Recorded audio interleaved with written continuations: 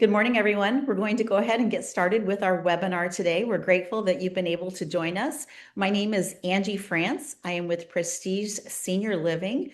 We are an assisted living, memory care, and independent living company within the Northwest. We operate in the states of Washington and Oregon. We are grateful to be able to host these webinars on a quarterly basis, to be able to share information with you, to help you feel like you have a resource when it comes to taking care of your loved ones, looking for placement in a senior living community, or just maybe you want to learn for yourself and you're in that adventurous age where you're wanting to get all sorts of information as you age to help you be healthier. We are so excited today to be able to host with Dr. Nakeisha Rodgers. Dr. Nakeisha is a dual board internist. She is a geriatrician, a best-selling novelist, or a best-selling author, I'm sorry, and she also is a national speaker. And so we are so grateful to have her with us and to be able to share today about optimizing brain health as we age. And, I love the term that we all age from the day we are born. And so I think that's a really important aspect of our lives. So everything she will share today, it will be available for us to learn and then to apply to our daily lives, wherever life finds you and whatever season you are in. And so we look forward to that. She has over a decade of experience of caring for hundreds of complex geriatric patients. She is from the beautiful island of the Bahamas. She is also one who provides lots of direction with medical professionals and offers them tools when learning about aging. She has her associate's degree in biochemistry from the University from the University of the Bahamas. She's also has a bachelor's in biology from Acadia University in Nova Scotia. She has her Bachelor of Medicine and Surgery as well, and has also gone through the geriatric school at Harvard Medicine, where she received her fellowship degree. She's the CEO of Age Like Royalty, and which is geared to changing this prescription for aging and finding new ways to be creative in the way that we age and have a healthy brain. So we're looking forward to hearing from you today, Dr. Nakeisha. And if you would maybe turn your camera on and come off mute, we look forward to hosting you. Beautiful. Thank you so much for Thank you. being with us today. You are very welcome, Ms. France. Thank you so much for you and Ms. Gardner and the Prestige family for welcoming me and my team with Anna. And we are all ready to go. Wonderful. Thank you so much. All right. So we're going to bring our slides up. We're going to share those slides with you. And we will be able to start. And so, again, I want to say a special thank you to the Prestige family for welcoming us today in this quarter. And we are going to go over the savvy art of what we say to age sharp next. So, this is going to be done by myself and my team, and we're going to get started. Next slide. So you guys may be wondering, as Ms. Franz talked about, who in the world is this Dr. Nakeisha? So I'm a Christian physician and educator, have my degrees in internal medicine, which is the entire body, but I always had an interest in older people, people over 65, or what I call my savvy seniors. I absolutely adore them. I take care of the next generation of these amazing medical residents right now in internal medicine program in Florida, and they have been so good to me. I've been good to them. I've received it from them, their feedback as well, and learning from them has allowed me to teach them and to be the recipient of several of their awards. And I just enjoy writing and speaking and just anything that's senior, I am there. But above all of those things that you would see listed here, I want to share another important slide next. So on this slide, I think this slide is something that I always put in every presentation that I do. And why do I do that?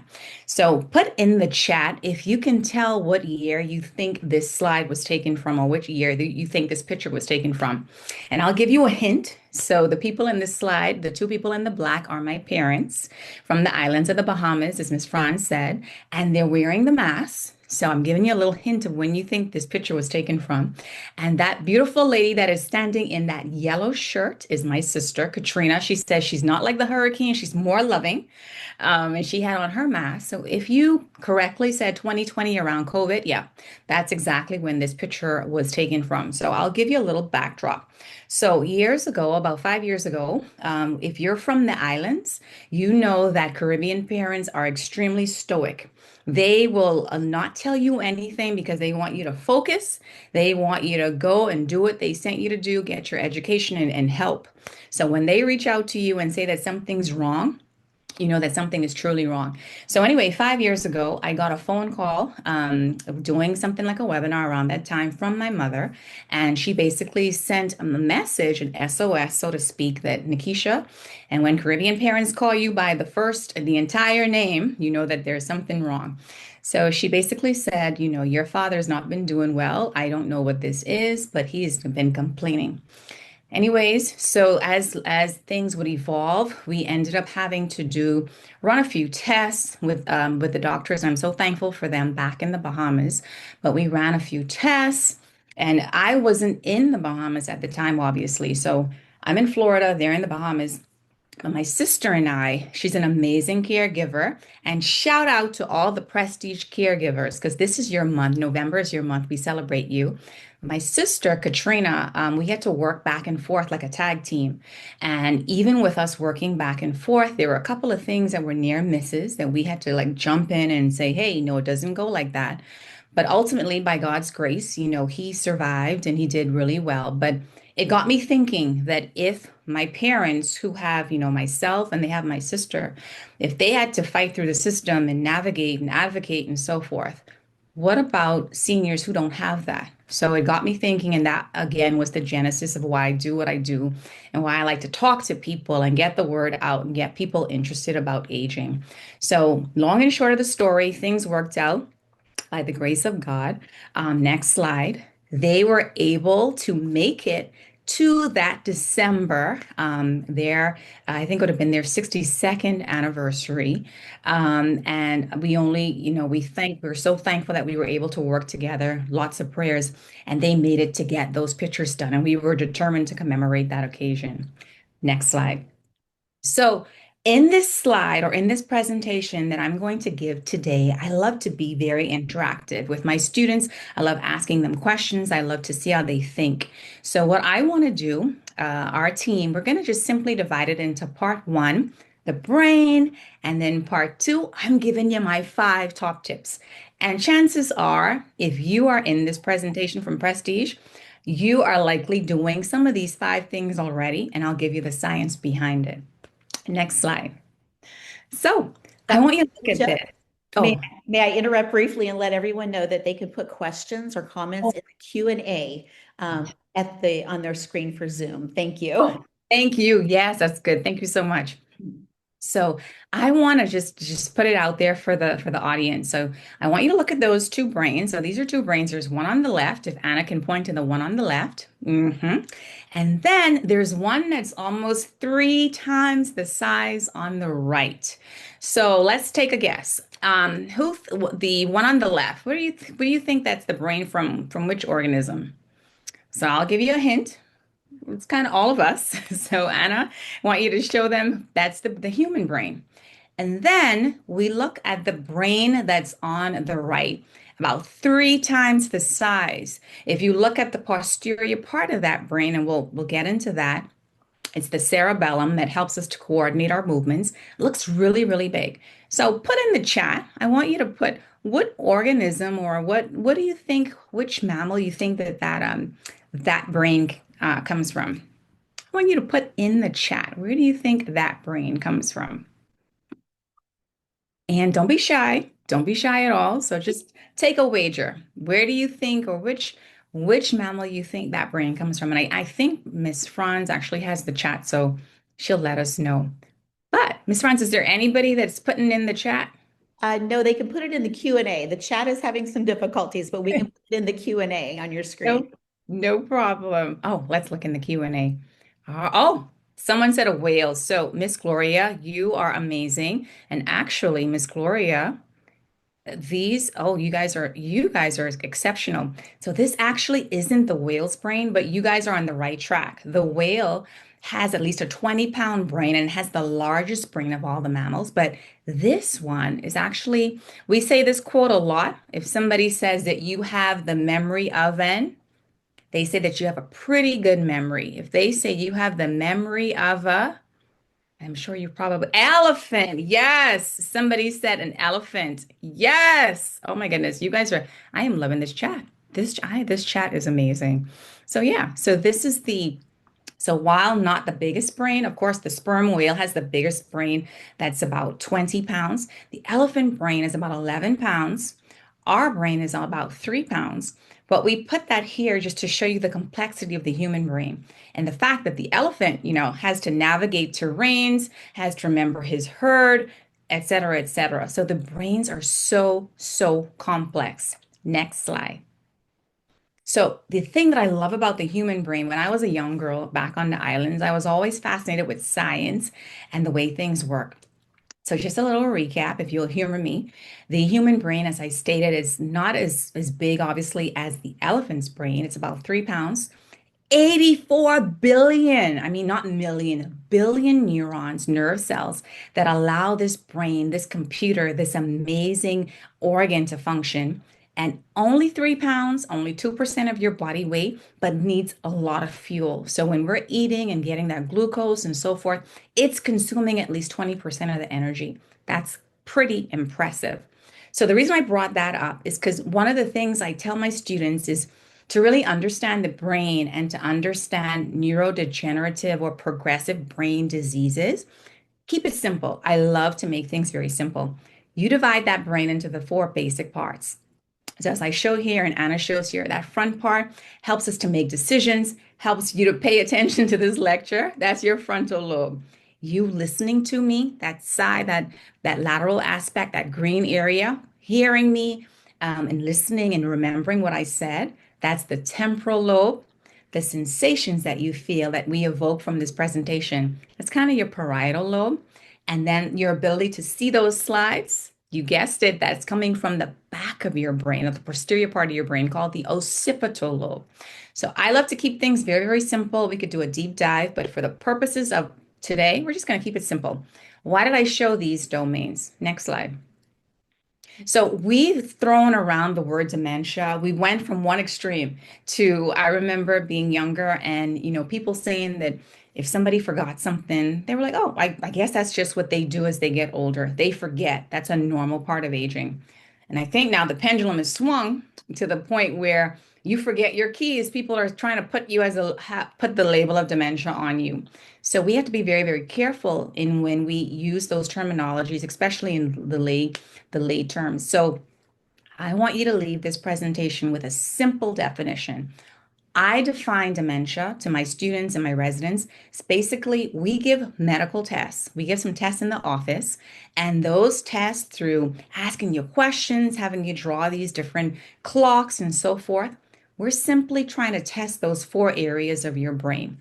If we find that there are at least two or more domains from those tests that are affected, but we also find from you or your family members, your spouse, your children, that those effects are making it hard for you to live your daily life, live your best life, then we could say that that's dementia. So if you look on the picture, we go from things as simple as the gentleman in the center, putting on your clothes, dressing, bathing, to things that are a little bit more complex, like the people on the end, maybe the gentleman trying to navigate his way to work, or the lady on the other end on the right, trying to make sure she doesn't miss those medications.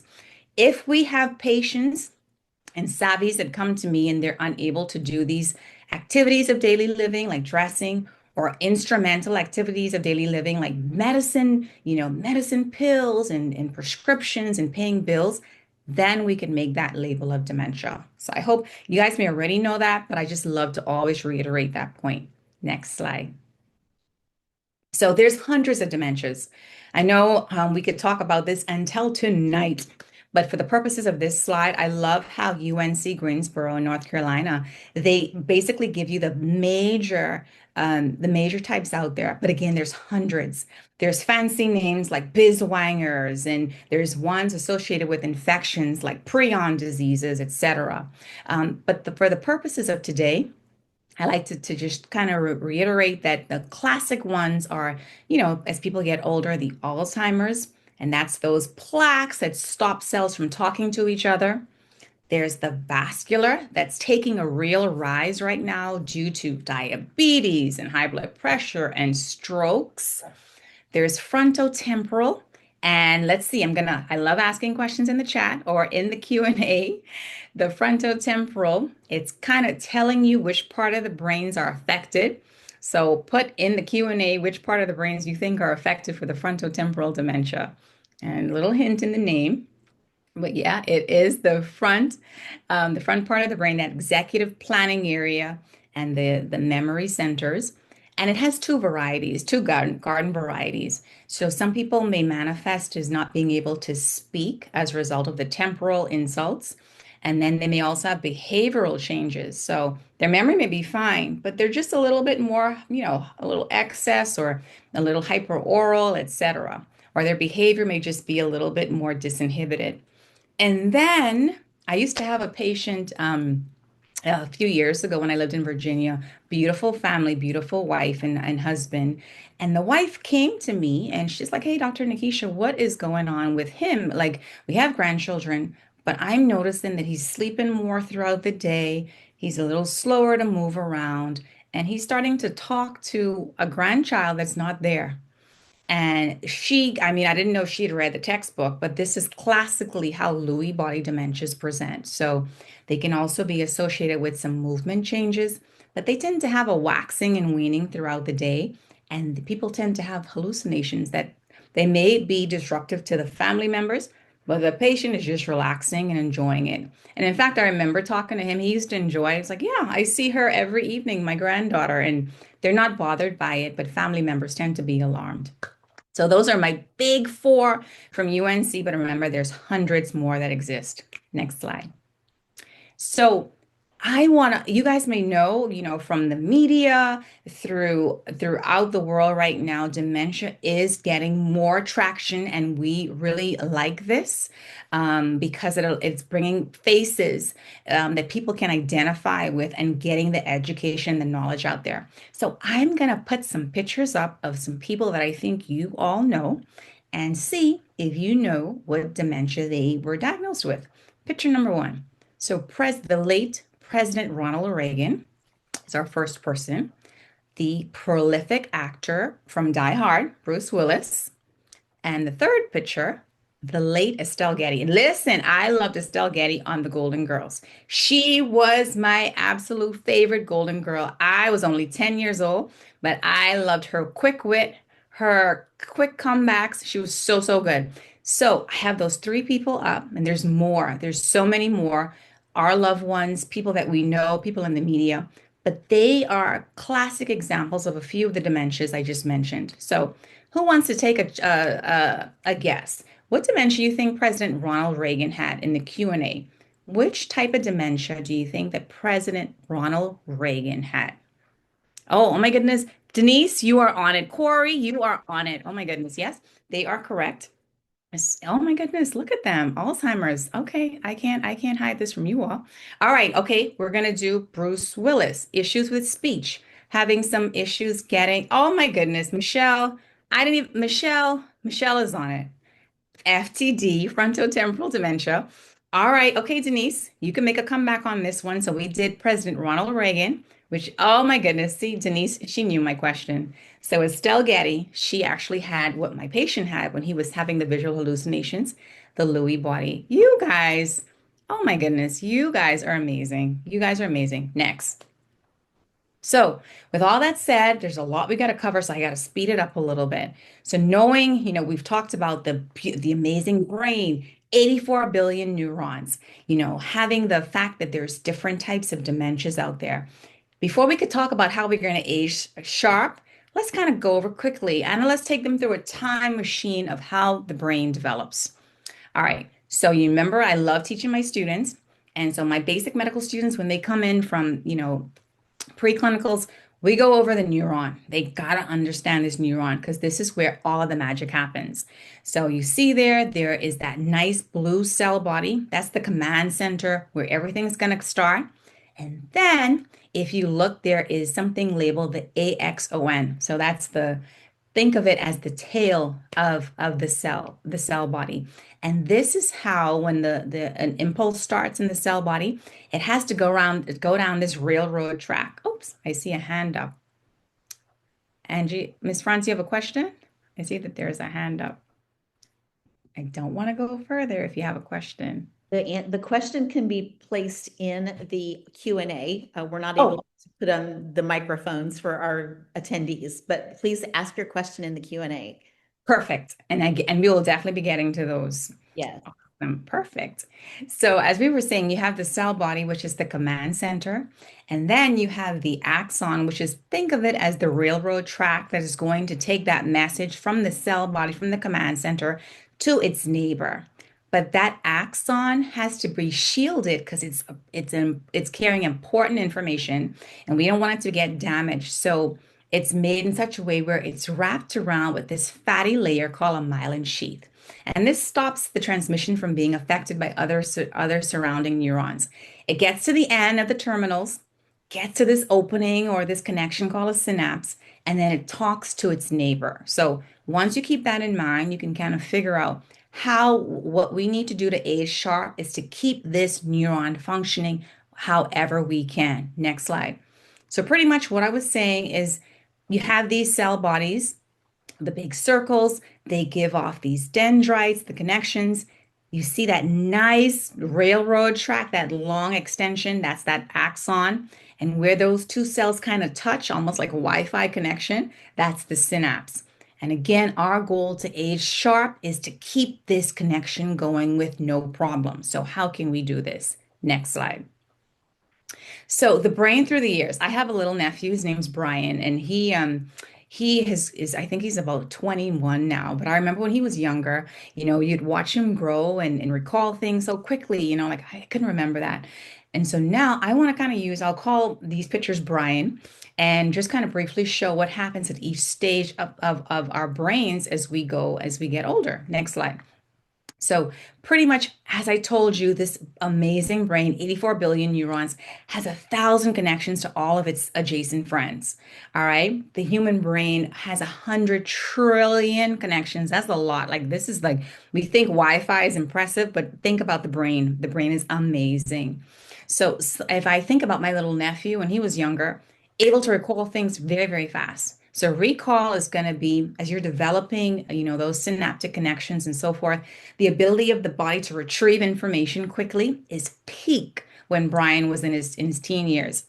When he starts to get older, as those connections strengthen and they get stronger and they get better, his ability to focus on a task and get it done actually improves. And I'm hoping that this is true for him. But it should improve that when he hits his 40s. And then I know people like to say, as we get older, things kind of fall off. But I want to convince you by the end of this talk that no, no, no, no, no.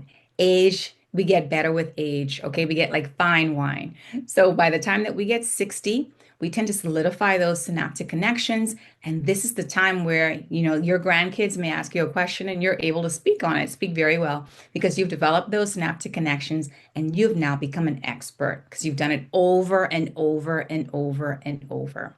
Next.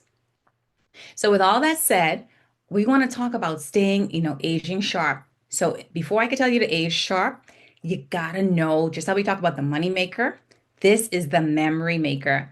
And the memory maker is something called the dentate gyrus. And Anna did a really good job. We tried to show you from those initial pictures. Remember, we had the frontal lobe and you had the temporal lobe. Well, I want you to remember that green area, which is your temporal lobe around your ear, that ear area. So hidden in that area is something called your hippocampus, okay? And the hippocampus, it's pretty much that orange area, the hippocampus. It looks like a seahorse, and in that hippocampus there's a star trying to highlight a yellow area called the dentate gyrus. And I'm going to tell you a little bit more about this dentate gyrus because I want you guys to go back and tell people, listen, I got to keep my dentate gyrus working. Next. So this dentate gyrus, like I said, is hidden, it's tucked away beautifully in that hippocampus. And think of the dentate as the operator. She is the person, I'm sorry, I'm calling her she, but he or she, that's the area, that's the gateway to your hippocampus. So your hippocampus is in that temporal lobe, and the dentate receives all this stuff coming at you. So as you're listening to me today, your dentate gyrus is filtering in, okay, what am I going to remember from this? How am I going to put these five things in that she's talking about? It's all going through that dentate gyrus. Believe it or not, although people, the thought was that if nerve cells are damaged, there's no nerves that are that proliferate. There is some degree of new nerve formation, nerve cell formation in that dentate gyrus, and it's responsible for making your memories. So you really want that to be functioning at tip-top shape in your hippocampus. Next slide.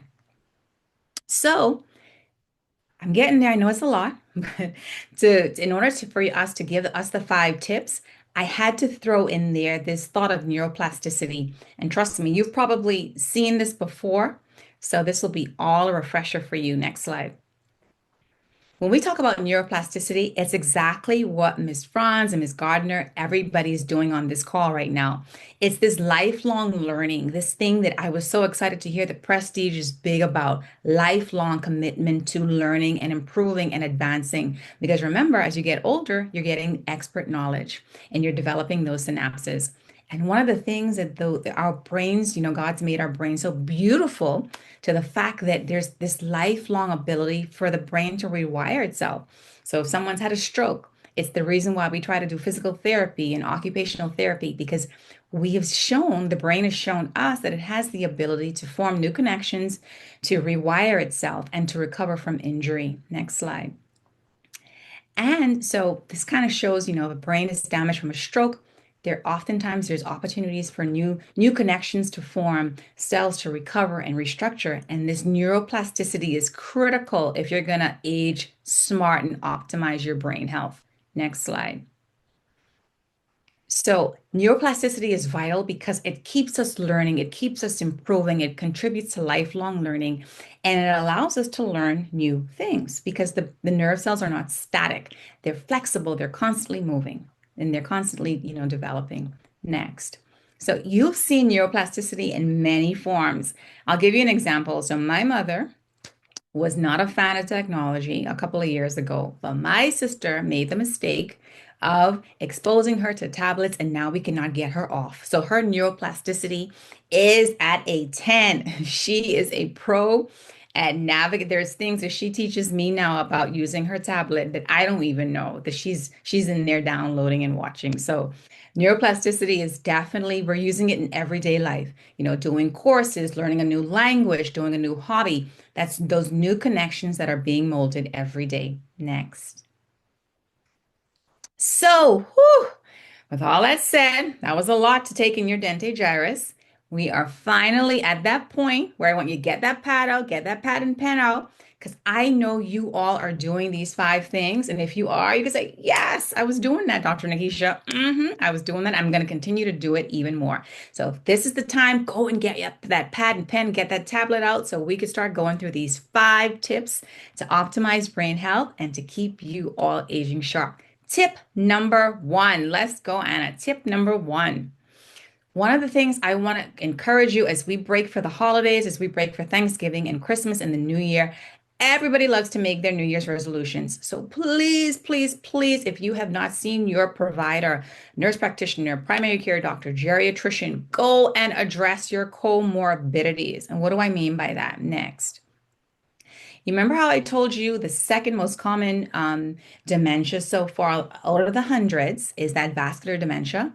So we're seeing a rise in that vascular dementia simply because there's a rise of things like hypertension.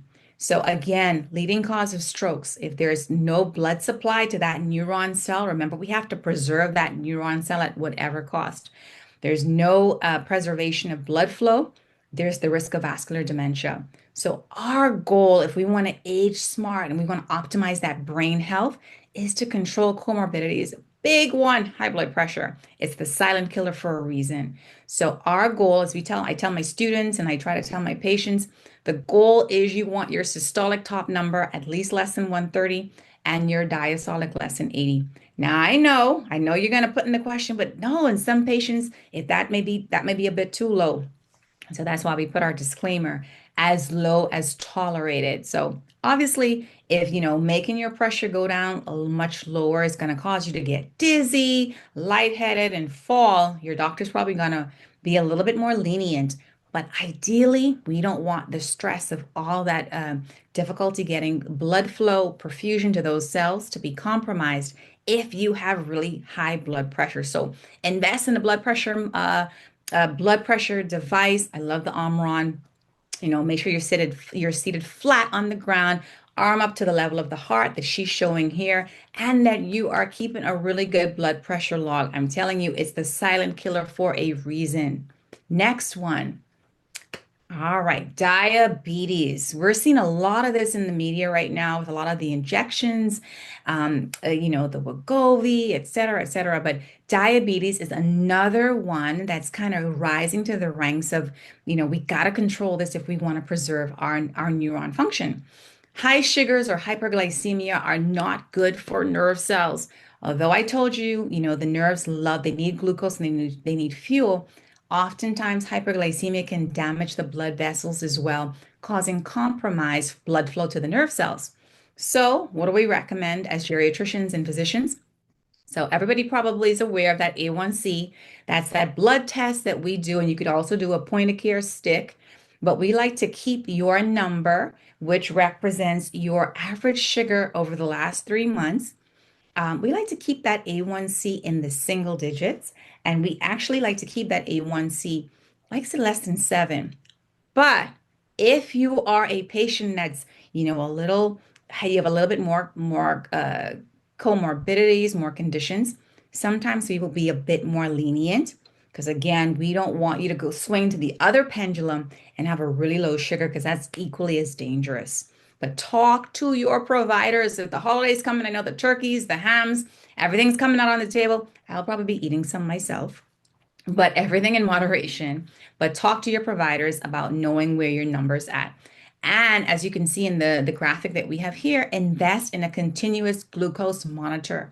These are devices that you can put onto the arm, anywhere there's like nice muscle, that can give you an idea of where your sugars are at. And actually, did you know? I'm sure many of you may know that you don't actually even need to be on insulin to get some of the over-the-counter continuous glucose monitors. There's some coming out now that allow you to monitor your sugar.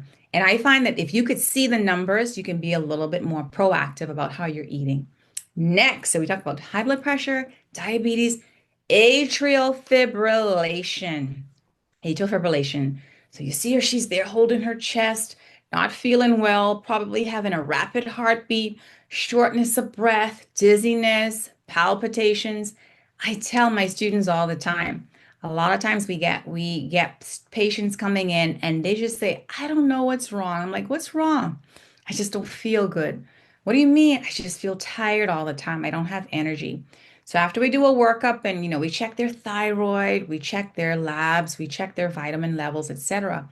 Oftentimes, fatigue and just generalized tiredness may be the result of an irregular heart rate. And why? How does that connect to brain health? I thought you wouldn't ask.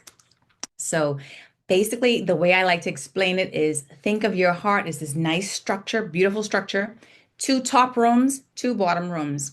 Those two top rooms are smaller. You call them the atria. They're supposed to give a nice, good squeeze.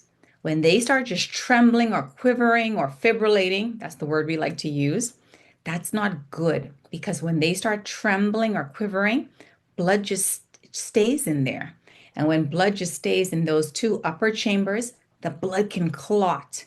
And when the blood clots, the time that the clot enters the bottom chamber, the bigger, stronger bottom chamber, when that bottom chamber gets that clot, what do you think is going to happen when it squeezes? You got it. That blood clot's going to go where it's easiest, and the brain is a target. So a lot of times we as physicians will be able to get a sense that somebody may have had a condition like this, if we find that they've come into the hospital and we find multiple strokes in different domains, almost like a machine gun effect. So when we see that, we're like, something's firing in here, and we got to make sure that we're not missing an irregular heart rate because that could lead to problems with the brain cells, and that could lead to not being able to optimally age well. Next. So along that line of atrial fibrillation, there's another condition that's rising in the ranks. And I'm actually seeing this more commonly even in younger people. So it's not just my savvies that are, being diagnosed with sleep apnea, but a lot of my younger people. So a lot of people coming in with morning headaches, daytime fatigue, the classic, I sleep wherever they put me, I'm falling asleep. I can't keep my eyes open. I'm snoring. Sleep apnea, some people say, oh, it's just a little bit of snoring. It doesn't make a difference. No, no, no. I keep telling people over and over, sleep apnea can actually, think of it as you stop breathing in your sleep. So you're essentially, your body's thinking that it's suffocating. So imagine going through that years and years and years of doing that every night. One of the things we found is that increases the electricity of the heart, setting you up for that irregular heart rhythm. And it can also cause a surge of chemicals that can raise your pressure. So either way, untreated sleep apnea is not just a little bit of snoring. So you see how he's laying comfortably? Speak to your doctor. So if you have a husband, a spouse, parents, nieces, nephews, and you hear them snoring, you may want to just talk to them about, being screened for sleep apnea because that can contribute to brain deterioration as you get older. And next, oh my goodness. So I know that many people, when they think, optimizing their brain health, they're thinking about, yeah, I heard what she said. I know my sugars, I know my cholesterol, I know all of that. But how many people keep their dentist appointment in their calendar? So a healthy mouth and healthy mind go hand in hand, and we can see the connection from a geriatric perspective. So at the very least, you want to at least make an appointment to see that dentist, get a good cleaning at least once, if not twice a year, because there is a connection between the bacteria in your mouth and the way your brain functions. And I'll explain a little bit more. Next. So there is a bacteria by the name, oh my goodness, can we say that name? Porphyromonas. So Porphyromonas gingivalis. This is an exquisite type of bacteria. And this bacteria loves to live in the crevice of the gums. And this bacteria, it produces enzymes that can actually damage that nerve cell. And remember, the nerve cell is king in the brain.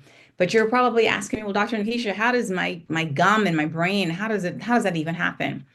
So when porphyromonas when you brush or you have a buildup of plaque and tartar and you're not getting that clean, porphyromonas is going to be multiplying rapidly. If you brush and so forth, you have a little bit of bleeding. That bleeding makes it easier for porphyromonas to get into the bloodstream, and all the circulation is connected. So eventually porphyromonas can make it across your blood-brain barrier into, guess where? So those surrounding nerve cells. When porphyromonas gets there, this guy is a menace in the brain. It reduces the clearance of those bad proteins that can lead to Alzheimer's. So we don't want you to negate making that dental appointment. Next slide. So just to reiterate, porphyromonas is in that dental, in that plaque, as Anna's pointing out, surging there in the plaque. Next slide. Once porphyromonas, gets into the bloodstream, you're bleeding gums, you're flossing, porphyromonas gets into your bloodstream, it eventually makes its way, unfortunately, into the brain. And next slide. What you'll end up seeing is, remember we showed you those beautiful connections. You can see here, porphyromonas is stopping the cells from communicating. It's causing damage to the nerve cells. And you got it. Within time, there is a link. We've seen this bacteria in the autopsies of patients with Alzheimer's, et cetera. So it's still lots of work to be done, but I wanted to put this in here. So before the holidays, or in heading into 2026, make sure that you get those dental appointments on your calendar. Next slide. All right, and hearing loss. So I'll be quick with this one. So remember why, you're probably wondering why we keep showing these pictures. There's always an intent behind my pictures. So I wanted to continue to show the domains, especially the temporal lobe, because that is the site of where, let's see if you all remember. Put in the Q&A, what was the memory maker? Who was the relay memory maker in the hippocampus? So put in the Q&A if you remember, it had two parts to it. There was a first part and a second part, and Anna had shown it earlier in the slides. And this was the gateway for memory in your hippocampus. Let's see if anybody remembers in the slides what that area was. I wonder if anybody remembers. Well, if you didn't remember, it's okay. That area was the dentate gyrus. Yes, Corey, the temporal lobe, beautiful. So in the temporal lobe, remember, Corey is on it today. So remember, as Corey was saying, we have the temporal lobe, and in that temporal lobe, there is your hearing as well as your memory. So think of them as two neighbors. So if you had two rooms at Prestige, and one room is your temporal lobe, and your in that temporal lobe, you have a room inside it, which is your hippocampus. So if you think about it, if your hearing's affected, if your temporal lobe is affected, the neighbor is also going to be affected. So I say that to say hearing loss is critical. You want to avoid it if you want to maximize your cognitive thinking. And another thing that hearing loss does too, I can think of lots of my patients where if they are very sharp and savvy and sassy and so forth. So many of them, if they can't hear well, what will they do? They won't go out as much. They won't socialize. They won't go to the breakfast place to eat with everybody in the diner. They won't socialize and go out. And again, that lack of social stimulation and cognition is not good for your brain. So, and I have to give a shout out to my sister because she had realized that my mother had been having some issues with hearing, and she jumped on that quickly. She's like, I know enough hearing from you to know that hearing and thinking go hand in hand. She's like, no cognitive problems here. So she jumped on that and got my mom to an audiologist. So please, if you have a savvy one that's turning that TV up, is turning the volume up, go and have their hearing checked. Please, please, please. Next. Whew, that was a lot. Now it's just pearl number one. So I hope that was really helpful. Make an appointment with your doctor, get those things checked, know your numbers, make appointments, get your hearing checked, your teeth, everything, get it checked. Number two. So I don't know how many people love their sleep. I just love my sleep. And you may wonder, well, what does sleep have to do with me optimizing my brain health? Let's tell you why. So, literally, if we go to the next slide, what I wanted to show you as a reminder. So when you guys come off this presentation later tonight, you guys are going to go and curl up and get a nice good rest tonight, right? So we all know that there's different stages to sleep. N1, you're just laying in the bed, probably the television's on. You're still, you could hear the TV, but you're lightly laying there. N2, probably turn the TV off, but if somebody were to call your name, you'd probably wake out of your sleep. That's N2. N3 is, however, the critical part of what we need to get in to protect our brains as we get older. That deep sleep, that part of the sleep where only your diaphragm and your eye muscles are moving. Everything else is pretty much at peace and at rest and not moving. And then your REM is if you've made it to deep sleep, then you definitely get into those vivid dreams, and that's your REM sleep. So, contrary to popular demand, there's lots of activity, like heart rate's going because you're dreaming.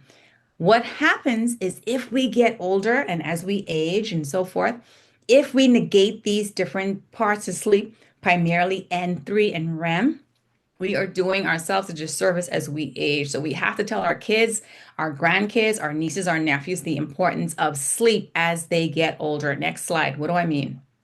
So you could see here, there was an amazing doctor, and about 13 years ago, Dr. Niedergard from the University of Rochester, she realized that there was a critical thing that was happening during these phases of sleep.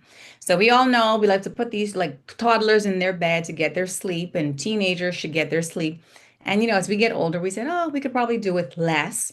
But what Dr. Niedergard showed back in 2012 was there's a connection between that Z's and that cognitive health. Next slide, and I'll show what I mean. So Dr. Niergard was the pioneer, the guru of the glymphatic system. This is a system that think of it as like the car wash for your brain.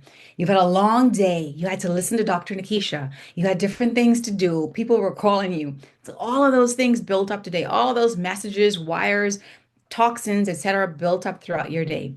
What Dr. Niergard found was that when you took yourself to sleep and you got a good night's rest, when you made it to N3, that deep sleep where you're just, no one can wake you, this is when the cleanup crews for your brain come into play. So your brain's washed with this beautiful fluid by these accessory cells, and it tends to wash away all the day's toxins. So you could start fresh the next day. Next slide.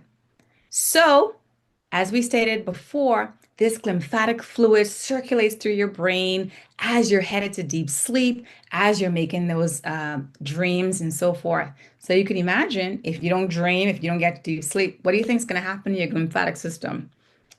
Exactly, is not going to work as well. So, if it's not going to work as well, you got a buildup of all these toxins. Hence, setting the stage years and years later for an increased risk of dementia. And we could do that just by hitting the sleep button, just by getting some really good sleep. Next slide.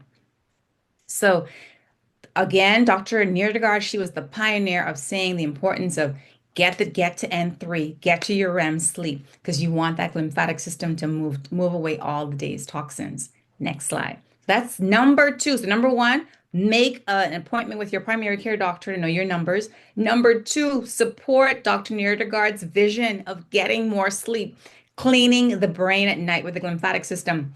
And then once you've gotten it from that nice, good sleep, I need you guys to be moving it at Prestige, okay?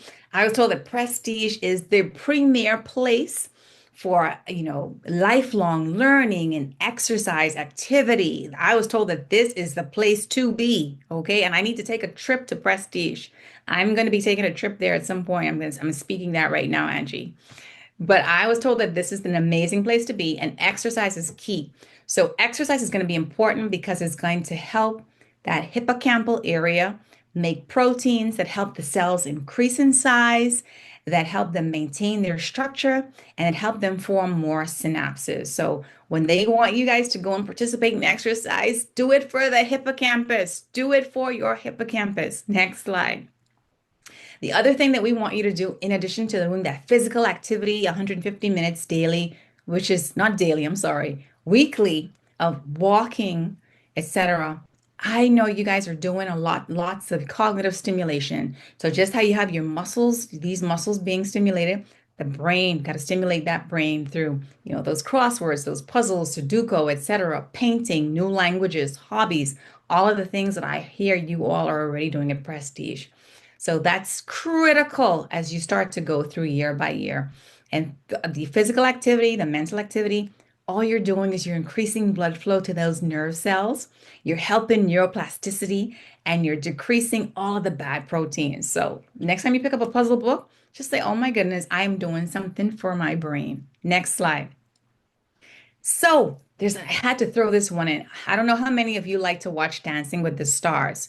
If you like to watch Dancing with the Stars, I enjoy it. So I tell people turn that rhythm into recall. Dance is one of the easiest things to help the hippocampus. From this talk, you probably realize I'm really excited about the hippocampus in your temporal lobe because that is where the dentate gyrus resides. And you want to do everything you can to increase the size of that hippocampus.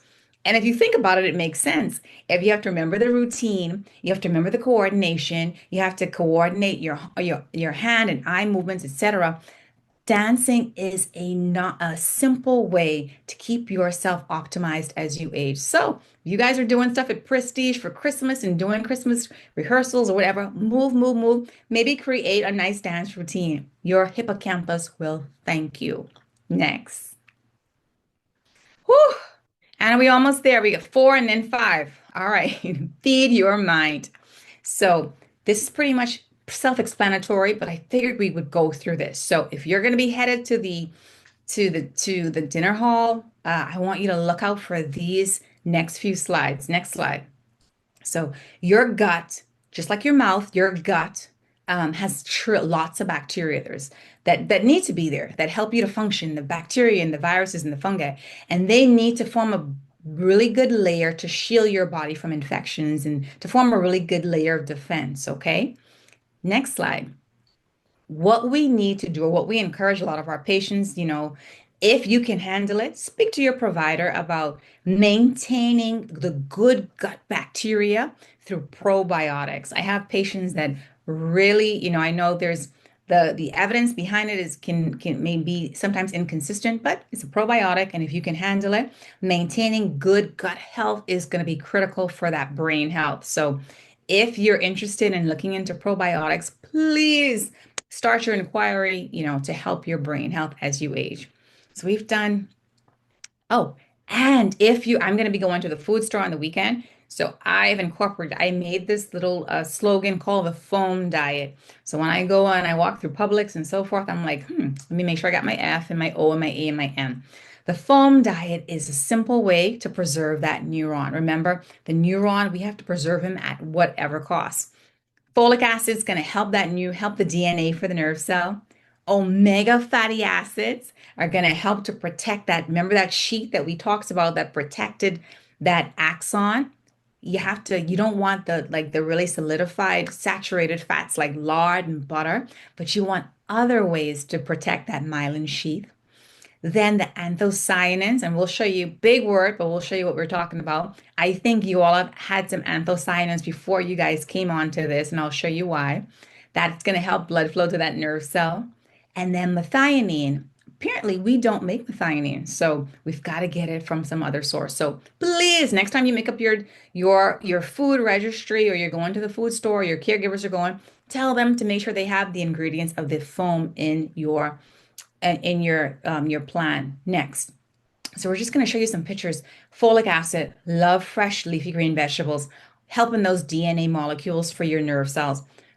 Spinach, cauliflower, all those things, broccoli, all those are the things that we need for our folic acid. That's your F. O. So for the O, they love the fatty stuff. So the good fats. Avocados. I know a lot of people on the islands, we would eat this actually with like grits in the Bahamas. That was a big staple. And I think a big reason why a lot of our grandparents lived to be so long because they ate naturally. They grew their own fruits and they grew their own vegetables and they would get their fish from the sea. And I had my grandmother would eat. We in the Bahamas we call those pears. You say avocados, we call them pears. But we'd have like pear and rice and pear and grits and so forth. And unknowingly protecting, her nerve cells.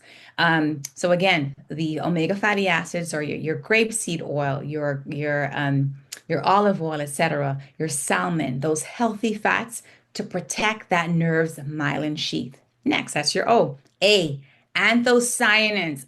You guys have anthocyanins inside your fridge. See, I told you. Corey, now I know Corey has some anthocyanins. Okay. Yes, Corey, I'm sure you have some anthocyanins in your fridge, or you had some. Let's see if Corey had some anthocyanins today. Um, let's see. We have a lot of nice questions here. I can't wait to get these questions. But the anthocyanins are going to be really important. Colored fruits, so your raspberry, blueberries, blackberries, these are going to help you to make those proteins that hippocampus needs, okay? And they also help to promote blood flow to your nerve cells. So I know that you guys have had anthocyanins for today. And finally, my M in the foam diet, the methionine. So remember, we don't naturally make this amino acid, so we have to rely on other sources. So some people may say, well, Dr. Rodgers, I'm vegan, I'm vegetarian, I don't eat meat. I got you covered. I have some examples of some nuts right there that you can use to get your methionine. And the methionine is so important because it kind of balances out. There is another amino acid called homocysteine, and this homocysteine can be very damaging to that nerve cell. So when you got methionine swings the balance in its favor. The higher your methionine, the lower your homocysteine. Life is good. Your nerves are like, love this. So you want to invest in lots of things that promote your methionine, whether that's poultry, whether those are nuts, etc. So if you are going to your food store, please put the foam diet in your trolley. Next.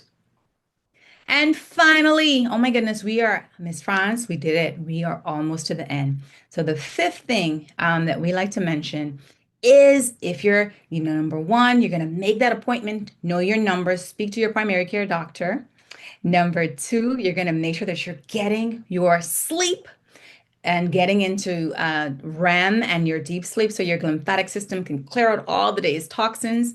Number three, let's see if you guys remember, you got to move it, dance, do those puzzles, do some sort of activity to promote brain flow. Number four, that gut health is so important. So get that foam diet on your on your grocery list. And number five, whew, just everybody relax, take a nice deep breath. I want everybody to just take a nice breathe in, breathe out. Just meditate, woosah. All right. If we're gonna age optimally and be sharp and have optimize our brain health, this world is there's so much going on. There's so much coming at us every day. Wi-Fi, the media, all these different things. Sometimes we have to just turn it off and find some time to decompress and recharge. The benefits of meditation, structural changes in the brain centers that help you to focus more, that balance your emotions, that help you to remain, key at what you're doing. And that fear center, that trigger center that gets us all emotionally charged, by relaxing and meditating and recharging, we kind of dampen the signals to the amygdala. And as we know, as we relax, our blood pressures get better and our brains are definitely going to be thankful for that. So put in the chat, how are people meditating? Like, how are you all at Prestige doing your recharges? I want to see in the chat what are the Prestige, what's Prestige doing to recharge? Corey is like, yep. Oh, Corey, I think that was the anthocyanins. But what are you all doing? Yes, prayer and gratitude, walking. I love that, Denise. Yes. Yes, I love that. Love that. Spending time with family and friends is so critical because we all need to find something to be grateful for, be to just express thank you. Before I came on this, I said a prayer like, Lord, let this go well, that they would benefit from this. But whatever that is for you, find it, rejuvenate, spend time with your family, spend time with your friends, but you got to have a way to recharge so that we can continue to age smart. So I want to actually ask you my last question, then we'll go to Q&A. And my last question is, where are people? I mean, people are familiar with blue zones, I'm sure. And can you put in the chat just one blue zone that you're aware of? So blue zones are these five places in the world. Oh, you all have a walking club. Oh, and a Grateful Connections with, I need to come here. Catherine, I need to get there. I gotta get there. And Corey says you have a guided meditation. Oh, and Tai Chi. Oh, Marissa, Loma Linda, yes. California, yes. I got it. Oh, that's beautiful. So Marissa, Miss Gardner says Loma Linda, California. Okay, Corey says that too. Okay, there's one more. Oh, you all do ballroom dancing? Okay, let me stay focused. Costa Rica, Okinawa, Japan. Oh my goodness. So we got Nicoya, Costa Rica, Sardinia. Okay, Anna, we can't trick them. They know. Prestige, I'm impressed. I am impressed. You guys are on it. So these are five places right now where people are aging like royalty. People are living well into their hundreds. People are using these five tips. It's no rocket science. They are doing this and getting good results. Next slide. So again, remember, they're doing the five tips, taking care of themselves, doing things in moderation. But you know what I think is so impressive with these blue zones? When you study them, there's this community model. And they're not waiting until, by the time that we hit our 40s and 50s, we may have lost momentum. So they kind of start this from younger. If you look at places in Okinawa, Japan, they have a lot of their senior facilities that take care of they act as the, how do I say this? They are the babysitters. So the same place where they'll bring the babies, the seniors are there. So they're getting that constant synaptic drive and stimulation. I thought that was so amazing. It made so much sense. But that community model is widespread. So they ingrain this in their people really early on so that we're not catching up to age properly. It's a way of life. So with that said, I think we are done. I'm going to put up our five tips. Anna has them ready to go. Number one, remember, manage those comorbidities. Get that sleep. So tonight, Miss Franz, make sure you get your sleep. You did an excellent job, you and Marissa. Move it or lose it. And I think you guys are doing an amazing job at Prestige. Feed that mind with a foam diet. Take some time to meditate, be, thankful and elevate and rejuvenate. So I think with that, we are all done. Questions are welcome. So we do have one from Ralph in the Q&A, and he Okay. says, how many minutes or hours of REM sleep is ideal to have each night? One might sleep for 7 hours, but REM is much less, much less. So, I mean, it all depends. I have patients that work different, shifts and so forth. So some people are shift workers. So I would say at least if you could get REM is supposed to be at least 20% of your sleep. So if you could get at least 20% of that 7 hours, then I think that that's ideal. I hope that helps. Great. That was a really good question, though. Good question. So we've had certainly some folks in our Q&A who've been so gracious to thank you today, Dr. Nakeisha. It has been such a blessing, and you've answered so many questions, and you've done it in a very realistic way that helps all of us. And one of our wellness coaches from our community, Corey, she's been on, and she does practice a lot of those things in their wellness space at Bridgewood, which was in the background of your slides. Uh, Yeah. with dancing, and they do tap dance with their residents. We also, in many of our communities, utilize Ageless Grace by Denise Medved for opening up that neuroplasticity in the brain. And so it's a seated exercise with 21 tools. And so we love those types of things in our communities.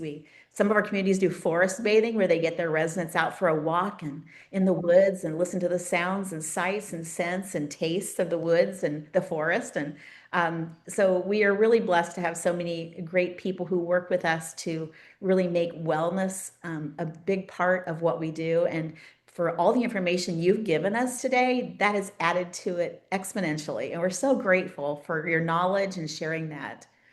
You are so welcome. And I'm very impressed. I love the engagement, the questions, and just the participation. And I am just really excited. I have to make a trip there. You That's do. on my agenda. Absolutely. We do have another question. How can I get Okay. my residents to move more?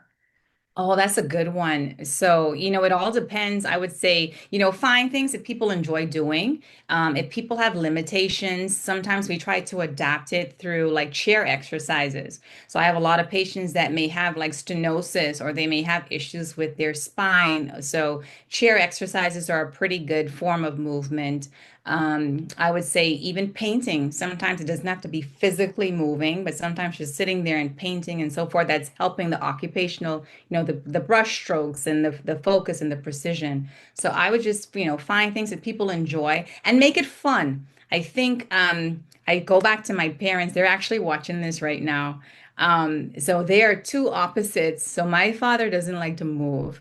But when they come to visit me, I had a lady, and she does ageless exercises. She sings with them. And she, unknowing, because he used to be a music teacher in the Bahamas, so she found a way to bring calypso music, and so she was getting him to move, and he didn't realize it. So I was like, oh, that's beautiful. So just find what people enjoy doing, but make sure it's safe because you don't want to induce any injuries. And we know that walking, if possible, is very important. I know our team members, Catherine and Ralph, who are on the call today, they have a beautiful vineyard that they've planted outside their community. And so it's a great space for the residents to get out and walk. And so just the beauty around our communities and having that available, I think it's important. And dancing, I will take a moment to dance with a resident any day. And if Yes, it's in a wheelchair, I think it's important. So exactly, exactly. Very good, very good questions. What I other questions? I don't see any other questions. Just many thank yous for your presentation. And once again, we are greatly thrilled to have that. I do want to let everyone know on the call today that this has been recorded. We will be sending out a link as well as a copy of Dr. Nakeisha's slides because we want like that lifelong learning. We want to revisit it. It's also an opportunity if you are in a community to be able to share the recording with your residents, or maybe you're in a home caregiving situation and you want to share it with your loved ones within your home. So you'll have that link available so you can revisit this information. Repetitive learning is, I think, very important for our brain as well. And so we want to be able to give you that resource too. Awesome, awesome. Thank you. And I think we just had one other slide just to thank you all as well. So that's the book that we have. And if you're interested, we could get that to you. And the other thing that we wanted to share, we put up nice tips on Facebook, LinkedIn, and so forth. And we do those daily. So feel free if there's any question you have or anything that you would like us to talk about to keep you aging like royalty, let us know. And I guess my last thing was just to say a big thank you, Corey. That's your beautiful building in the background. So big shout out to Anna for finding that building. Thank you so much for what you all are doing at Prestige Senior Living. And most importantly, thank you to Miss Angie and Miss Marissa for allowing this to happen. And thank you to Anna. She's so amazing, helping me, my sister, Katrina, my parents, and Miss Jenny and Lisa for their support. So thank y'all. Wonderful. And thank you all. And I hope you have a wonderful day ahead and the week ahead and enjoy the seasons and the holidays. Have a Wow. blessed day. Bye-bye. God bless.